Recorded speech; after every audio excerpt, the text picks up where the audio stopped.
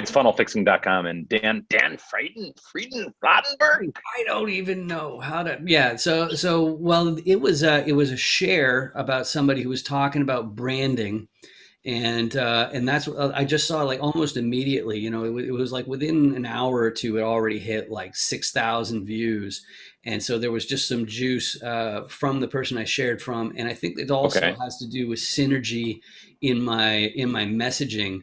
Okay. About branding, I think it was really something where they thought, okay, well, the other thing too, I remember, what's it, Shay Shay Rowe. Rowbottom. She's Yeah, yeah, yeah. amazing. I saw one clip of hers where she was saying that the algorithm goes by engagement, Yes. Oh yeah. and so the idea is that it checks like what did the first 100 people do? Okay, what do the second Yeah. 100 people do? And if you see consistent engagement, then they're like, okay, well, we need to send this to a bunch of people because people are Well, actually. think about it. If you think about it just from a mathematical perspective, let's say that Dan Fradenburgh comments on my post, right? Well, now on other people's feeds who are first degree connections with you, even if they're not first degree connections with me, they will now see that and they'll say, Dan Fradenburgh, right?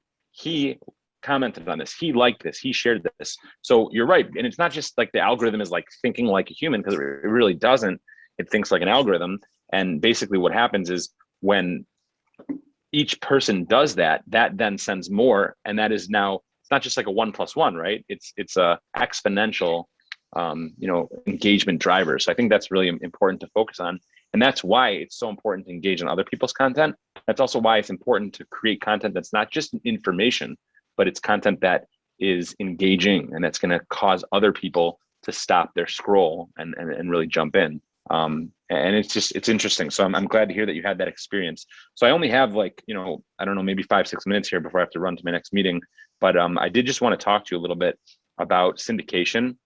And I wanted to talk to you about, on a side note, kind of unrelated, but in a sense related as well, utilizing things like funnel fixing. I know a lot of people have heard about, click funnels, and I'm sure maybe that's a CLICKFUNNELS,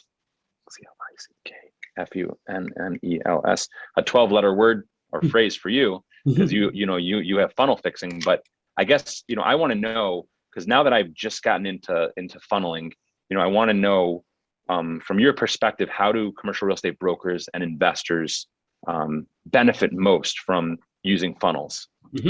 Okay, well, the biggest thing about any funnel is just having the conversation planned out before it even starts.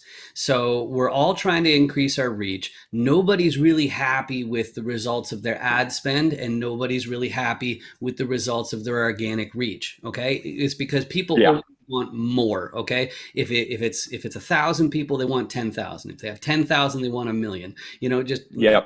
keeps on going like that. So funnel fixing itself as a service, we've always been very, I'll call it platform agnostic. In other words, it doesn't Hmm. matter if you use ClickFunnels or Kartra or Oh, okay. Soft or any of those. The main point Okay. I is didn't know the that. funnel itself, and there's a reason So for. you're an equal opportunity funnel fixer. Yes, exactly. And the reason why I can do that is because I actually build the websites themselves and the actual applications. So if Okay. I Interesting. if I actually was stuck on a deserted island and somebody said the only way to get off the deserted island is to program an exact copy of Kartra or program an exact copy of Infusionsoft, I could do it. It would take a Okay. really long time. I wouldn't want to do it, but that's why I understand it so well. And the thing that made me popular, that made me successful through funnel fixing, was She's mostly the that I could. stunning good looks, right? Yeah, surprisingly. Or actually the resemblance to Louis C.K. Yeah, that may have been part of it too, but it was really that or I knew. Cartman from South Park.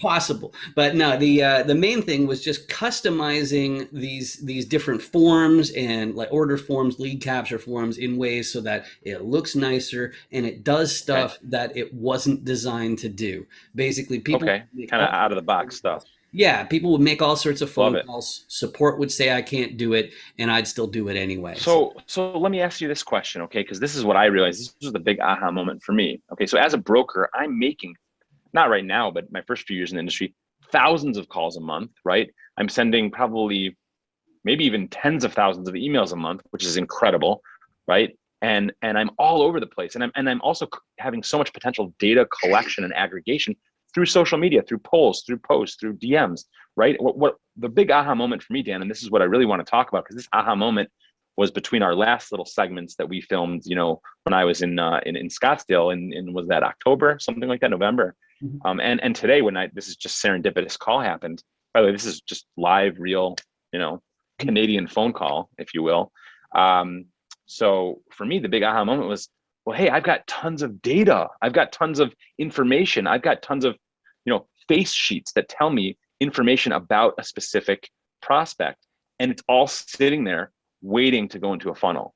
And that to me was like, boom, right? That was a major, major, mental explosion. So I think it's very important for people in the industry, to notice that's something that we point out, and that we're teaching, and that we're implementing in our brokerages, and through the CRE Pro brokerages that we're working with, we're able to take that data that top brokers are coming in contact with, and actually creating that data. They're creating those face sheets. We're able to throw them into a funnel, and as you said very, very succinctly, which is unlike you, is that I love you, man. We just rag on each other. Is that, you're able to take that information and build a system around it to get you where you want to go.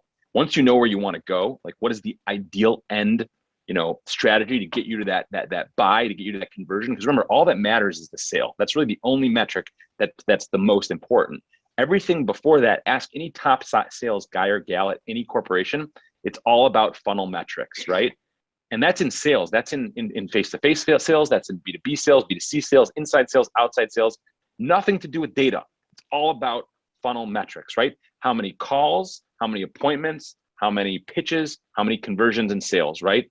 And what's fascinating is that same dynamic can be replicated with data, right? Is we know we want to get to that end goal of that conversion. Now, as you said, Dan, what do we need to do? What are the steps? What's the blueprint? What does it look like? What is that funnel?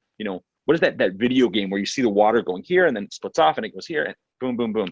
And, that's for, computer nerds like you to figure out, but it's also for brokers like myself to capitalize on all that data that we have that we don't even recognize as a valuable commodity.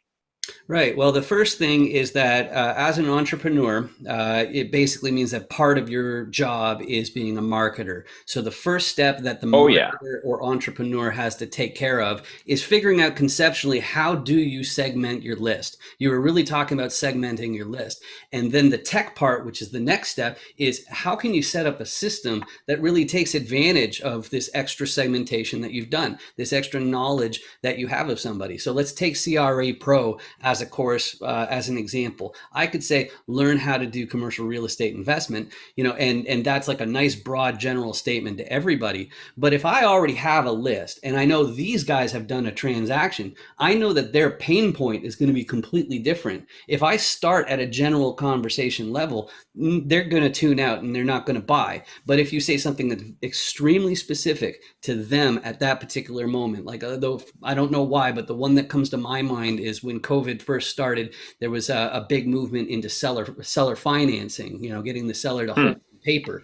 I think there's, by the way, the answer to your question is, anytime there's uncertainty in the market or a correction or a pullback, seller financing becomes more and more attractive, more and more appealing, and more prevalent.